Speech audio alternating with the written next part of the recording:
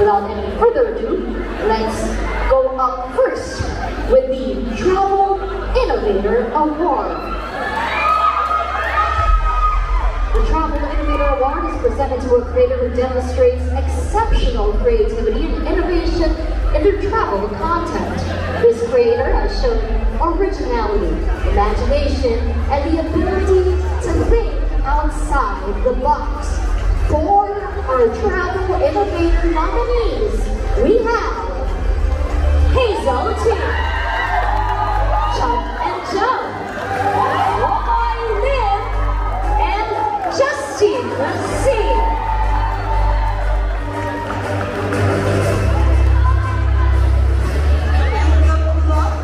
Travel Innovator Award goes to Hazel T.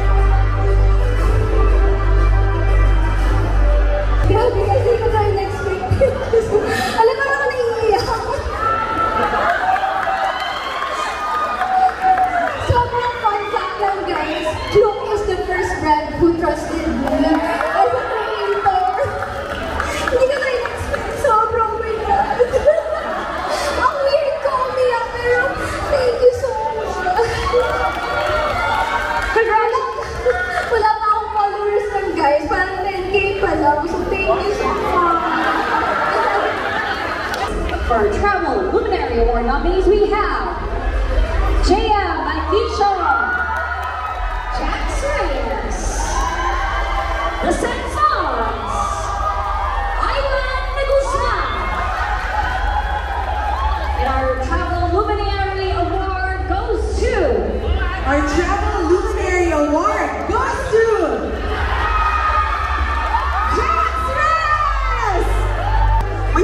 Talaga na-pressure ako, but thank you so much naman. I think I want to thank each and everyone. Look firstly kasi I believe that Look really democratized travel. Traveling, doing it yourself, di ba? Removing all of those expensive fees na nakita mo sa labas. And I think the Travel Luminary Award, I think it's all for us all na creators here as well. Because kahit pa paano, di ba, we support each other's content. Whenever we see each other's content, we hit that like button, we save it, and we learn from each other. And last but not the least, syempre, to all of the followers, to my followers, to your followers rin. Kasi kung wala sila, di ba, all of those likes, those shares, those saves, sila talaga ang bumubuo to who we are and what we do, and why we do what we do, to bring the world closer every reel, every photo at a time. Thank you! Para sa akin to. Congratulations, Jax! Fun fact, pagpalog ko po yung sinusuot niya. Namatid ko po ito. So, bumayat siya para sa event. Charot! For favorite female travel creator nominees, we have And Liwana, Jen Barana, Oz Vinan, Isha Ramirez, and our favorite female travel creator nominee and awardee is Jen Barana.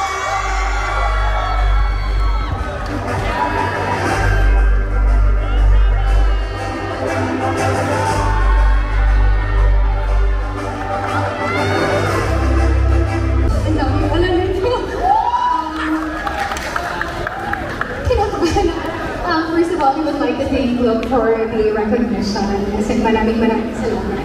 And also, I would like to acknowledge the contributions as well of my fellow nominees. Alam ko, as a babae, hindi madali gumawa ng content, or regardless of the gender, actually, hindi talaga madali gumawa ng content.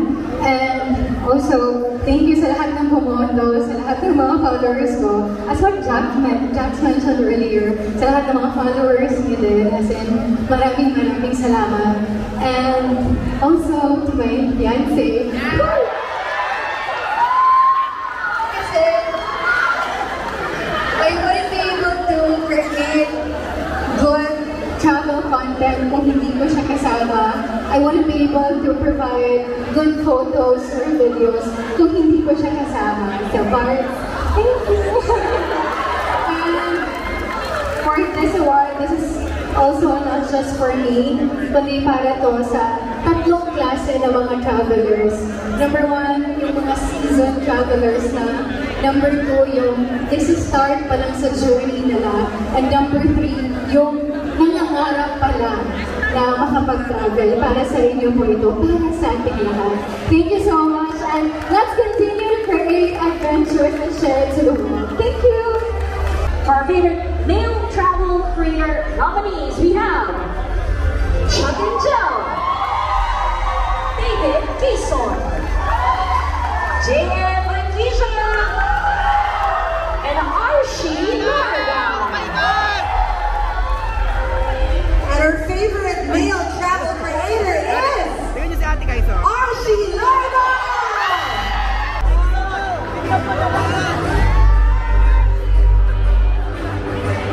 Oh my God! Thank you so much! Oh my God! Nanginig ako, oh my God! But anyway, let me explain. Oh, first of all, I would just like to thank Pro Philippines kasi, okay, cutting background lang. Mga 30 minutes lang itong talk ko So ganito kasi Then, when I started creating content back in 2016, nung nag-YouTube ako, talagang parang number 1 brand, walang etchos to Parang number 1 brand na gusto kong makatrabaho was Flow. Because yung travel content talaga, yun talaga yung pinili ko, but sadly, hindi siya nag-work. Pero gusto ko lang sabihin sa inyo lahat, hindi ba siya or hindi nyo realize yung effort na nakuha niyo during that time. Pero dadating din yung panahon na ma-recognize din yung mga bagay na ginagawa ninyo at pag-aalign yung stars kung saan talaga kayo dapat available na niche or platform. So ang advice lang sa lahat, just keep on creating content, just keep on being inspired to create content. Huwag natin gawin lahat just for the money. Just enjoy what you're doing and then dadating yung time, and dadating yung time na mabibigyan kayo ng opportunity na mag-shine sa inyong mga platform and talents. So maraming salamat po sa lahat ng tulungan po. Sa mga members ko dito, ito yung award na to, parang saling award din naman to. So maraming salamat po sa inyo lahat sa Club Philippines. Thank you so much sa support po. And to more Norcas sa bayan! Thank you po! Let us get into our best dressed winners with their impeccable style. The winners are Justine C! Ay, bagay ng sash sa'yo. Please wear your wonderful sash. Please wear it, and then congratulations with your 5,000 club credits. Yeah. All right, our fashionable winner. And next up, for our male best dress, we have Archie Larga. Yung jacket, suot mo yung jacket. Hindi mo suot kanina, sayang. Ayan. Hinanap ko yung jacket mo kanina. Sayang. Hinintay mo pala para sa itong award. Alam mo, lunoan. Congratulations, Archie!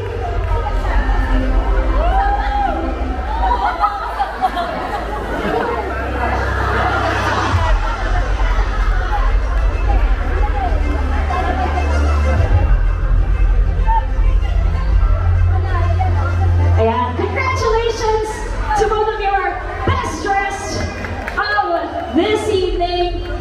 And congratulations for getting those club credits as well. I can't wait to see IRL TVs on your travels soon. Thank you so much. The winner for our Trendsetter Award. The Club Trendsetter Award goes to Archie Larga.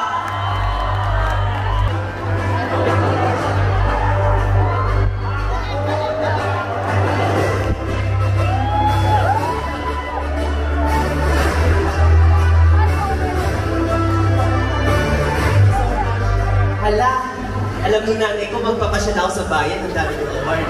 But anyway, ano na pinapanalunan ko? Ay, try sa award! Oh, nabanggit kanina yung Vietnam. So, alam nyo, actually, let me explain. So, yung idea for that video, na ang inspiration ko talaga was si Miss Jen Barangan. Where is she? Jen, ma'am si Jen, dahil sa'yo, kaya nag-idea na pumunta ng Sapa. And yun, kung magpaplano kayo na pumunta somewhere in Asia, kung hindi pa kayo nakapag-Vietnam, magpunta kayo ng Hanoi, then mag-side trip kayo to Sapa, like 2 nights. Sobrang ganda, tapos mag-aakit kayo ng Pansipan. Ma'am, she, sobrang ganda, and sobrang mura lang. And alam niyo kung saan ko na-book ang aking tour? Siyempre, sa Klook. Ayan, so maraming salamat po ulit. Thank you so much, Klook. And to more travel sa Vietnam. Salamat po! And now we're moving on to our Top Activities Creator Award. It's given to the individual who has the highest sales of activities from July 2023 until July 2024. He has excelled in promoting thrilling adventures and attractions like Universal Studios Singapore, Tokyo Disneyland, and Club Singapore Pass. So, let's hear it for their contribution to the Club community. The Top Activities Creator Award goes to Mimi Miyako.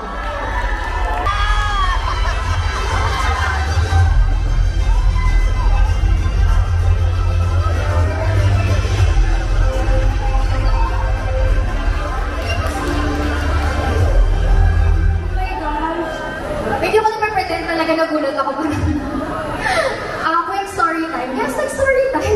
I used to work with a Klook team talaga, like sa ahensya live ko. And inaya naman ko nila ha, tingin na mag-joy. Ako makaniwala. So, ayun lang, thank you. I'm speechless. Thank you so much. And it's so nice to see everyone here. Sobrang mga idol ko kayong lahat. And I hope to meet you guys more often and makatravel with you guys together. We have our Top Hotel Creator Award, and this award is represented to the individual with the highest hotel booking sales from last year July until this year, and has consistently been providing budget-friendly hotel recommendations, offering an affordable yet a very enjoyable way to travel. Top sales include the Mini Central Mini Hotel Cosby Waiting Hong Kong, as well as the Picnic Hotel in So, Club Top Hotel Creator Award goes to Ivan Guzman. Nanginginig ako. Okay, next speech mo. Maximum of how many minutes? So yun, first of all, this is my second nomination as content creator actually, na travel. At ito yung second award ko, yung una tech, pandemic, hindi ako tumanggap in person. At ngayon, ito yung first award ko. And actually, kung makikita niyo yung TikTok account ko, yung Instagram, Facebook, and YouTube, puro hotels nga naman. Puro hotels nga naman. So yun, first of all, I would like to thank Miss Ian for approving my request. Miss Maki, Miss Yula, Miss Chef. Wow, kabisa ni admin! So yun, maraming salamat sa Klook dahil tulad ng sinabi ko kay Miss Maki minsan pagka namimit ko siya, noong estudyante pa lang ako, iniipon ko yung baron ko, and once a year lang ako nagka-travel. Then, flash forward. Nung February 2023, nagpunta ako ng Taiwan at nag-active ako ng mag-vlog sa YouTube. Then, a month after, nag-DM sa akin ng Mami Santos. Wow, too much information. Tapos, sinabi niya sa akin kung gusto ko daw mag-Klook affiliates. And then, tinanggap ko. Then, hindi ko alam na makakakuha ako ng mga sales, basta post lang ako ng post, ganyan. Tapos, tumaas. So, na-motivate lalo. And, syempre guys, alam niyo naman, lahat naman tayo nasa program na to. And ito, hindi lang naman to para meron tayong magamit sa pag-travel, kundi ano din siya, parang reward din natin siya sa sarili natin, di ba?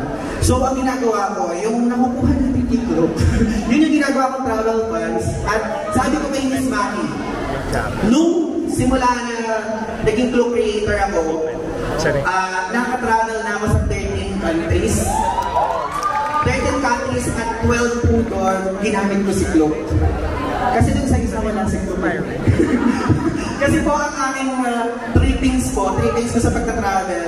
Ngayon, I'm leaning towards sa mga off-beaten path talaga. Sabi ko nga kay Miss Maki minsan, mas kabisado ko yung Klook application kumpara siya sa Klook application. Kasi sinasabi ko, bakit wala kayong Russia? Bakit wala kayong North Korea? May mga ganyang level. kasi talaga iniisa-isa ko kung ano yung mga pwede kong magawa sa Klook. At yun, nagbunga yung ating actually hotel pangalan mo, pero ang kinuwento ko buong talambuhan na sa pagiging. So yun, maraming salamat again. Tulad yung sa unang pagsasalita ko sa Klook, tinapos ko yung statement ko with this statement, all together, we will reach places we never knew would be possible with Klook. Congratulations, Ivan! Our Rising Star Traveler Award goes to Maine Biernas. Thank you, Klook, for this award. Nanginginig po ako sobrang. I can't believe this. Thank you, Lord. Story lang konti. I started with Klook in the middle of our construction sa bahay namin. We were building our own house, our dream house ng husband ko. And in the middle of the construction, we stopped for 9 months. And it was Klook who gave way for me to earn more so I can finish the house. And right now, we've been living there for 3 months. So I really am grateful to Klook. I always say to Kian and Miss Patty, I'm grateful to Klook because it opened a lot of opportunities. Sorry, sobrang emotional po talaga. Hindi ako kapaliwala. But I just want to thank everyone for the support, for being so nice. Kayo mga ina-idol ko na pinapanood ko lagi, for being so nice because you make this kind of work easier even if it's not. So I'm grateful to all of you. And thank you, Klook, for this award. And thank you, Lord. To God be all the glory. Congratulations to you, Miss Maine, for Rising Star Traveler Award from Klook. The Klook Top Outbound Creator Award goes to JM Bautista.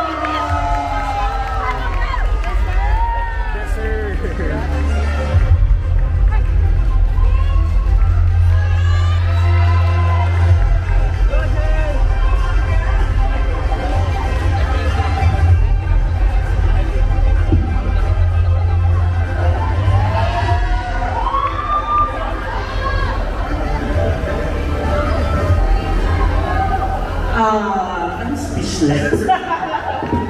Yeah, so first of all, thank you so much kay God, no? Kasi siya kasama ko all throughout this journey. Thank you kay Klook, thank you kay Kian, kay Maki, and to all the creators dito sa Klook. Maraming salamat kasi pinagbubutihan ang paggawa ng contents. And itong award na ito, bonus na lang ito sa atin.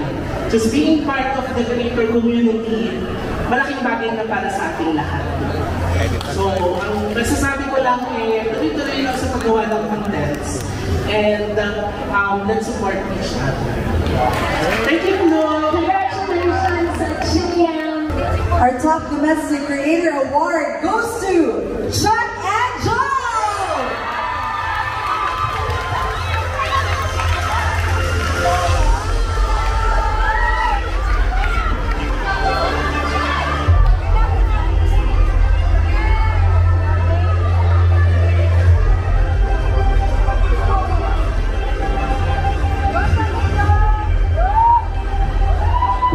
My God, totoo ba?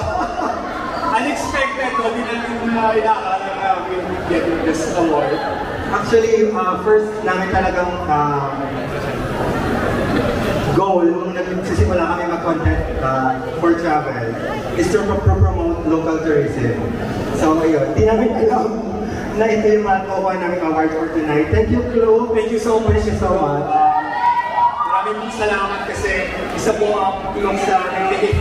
Isa po ang tulong sa mga nagbigay po sa akin ng opportunity to travel to different places. And kami po kasi nag-start po kami sa Instagram noon.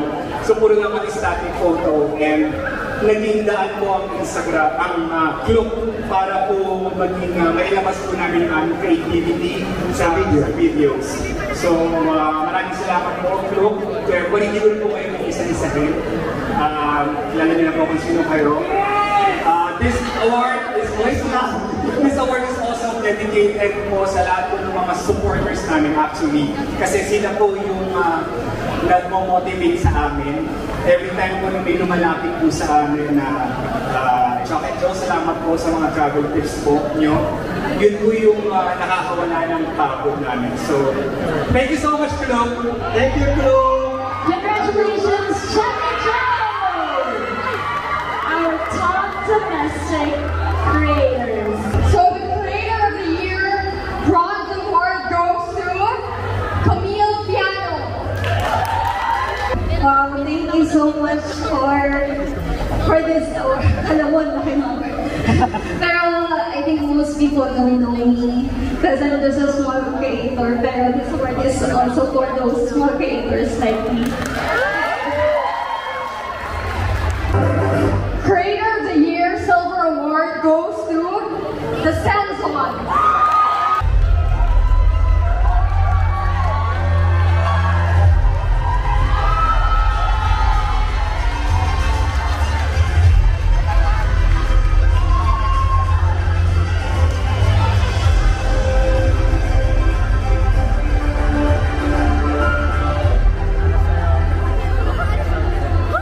Mahihayin ako.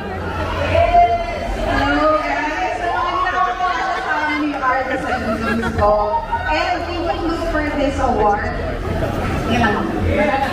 And masasabi ko lang, si Klook, kagaya nung pinost mo sa isang post namin, talagang ito yung most rewarding time of our lives. Nung naging Klook creator kami. Kasi we should have been into another place. So long story yun. Pero I think Klook saved us. Para dito talaga kami sa chapter na to. And para to sa lahat ng mga creators, okay mo, wala na pag-asa. Post lang ng post. So let's go. Thank you. Walang tinigil na eh.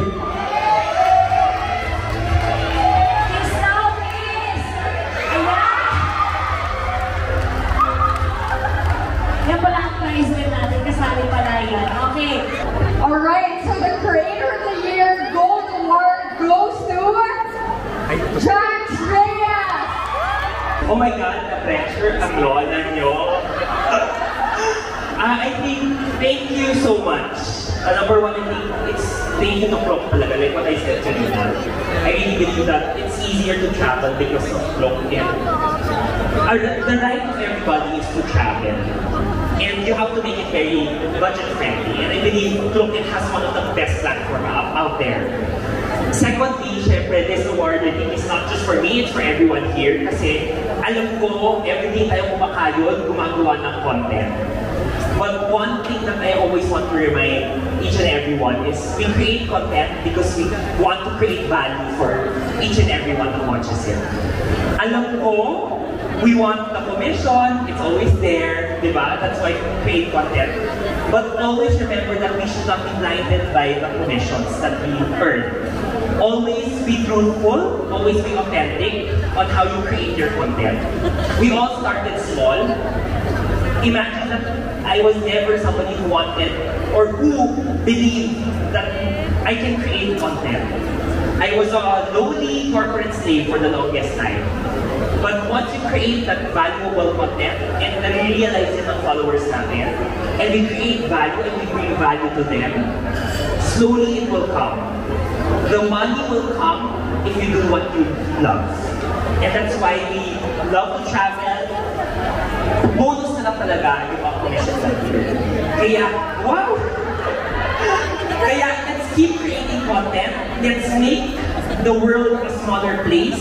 And let's make sure that we democratize traveling because everybody in the world deserves to travel wisely.